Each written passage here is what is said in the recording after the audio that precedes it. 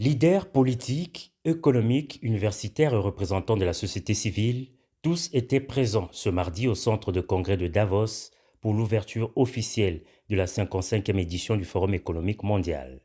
Le World Economic Forum 2025 a été inauguré par des allocutions de Karine Keller-Sutter, présidente de la Confédération suisse, suivie d'Ursula von der Leyen, présidente de la Commission de l'Union européenne.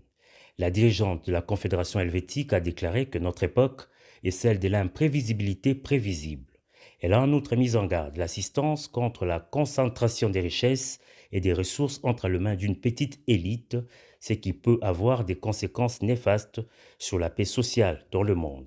Pour sa part, la chef de file de la Commission européenne a affiché sa volonté de promouvoir le multilatéralisme pour résoudre les crises auxquelles notre monde fait face. Comme annoncé, les questions principales mises au cœur de ce forum étaient: comment le monde doit-il réagir face à l'intelligence artificielle, la protection du climat, la crise géopolitique ou la cybercriminalité? À ces interrogations, les dirigeants mondiaux invités à s'exprimer ont chacun donné une réponse singulière marquée par leur vision du monde. L'intervention du chef de l'État congolais annoncée pour ce mercredi est très attendue. Le président Félix-Antoine Tshisekedi Tshilombo va annoncer le lancement d'un vaste projet structurant pour lutter contre le changement climatique, préserver la biodiversité et pour stimuler les développements économiques. Parallèlement à ces assises, et comme c'est la tradition à Davos, le président de la République Félix-Antoine Tshisekedi Tshilombo a eu des rencontres bilatérales avec des dirigeants étrangers. Le chef de l'État a ainsi rencontré le président de la République d'Israël, Isaac Herzog.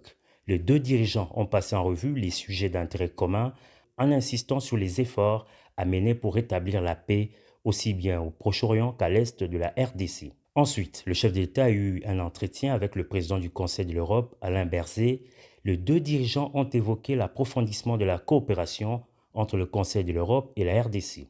Enfin, l'ultime rencontre bilatérale du jour était réservée au président sud-africain Cyril Ramaphosa, un allié de poids de la RDC, notamment dans la résolution de la crise dans l'Est, puisque des soldats d'Afrique du Sud font partie du contingent de la SADC présent en RDC en appui au FARDC, dont le rôle est essentiel dans la stabilisation du pays. Les deux chefs d'État ont eu un entretien d'une heure. Ce mercredi 22 janvier, ce sera un jour important pour la République démocratique du Congo à Davos, puisque notre pays organise une session privée sur le bassin du Congo consacrée à la valorisation des richesses de notre patrimoine naturel mis au service de la lutte contre le changement climatique.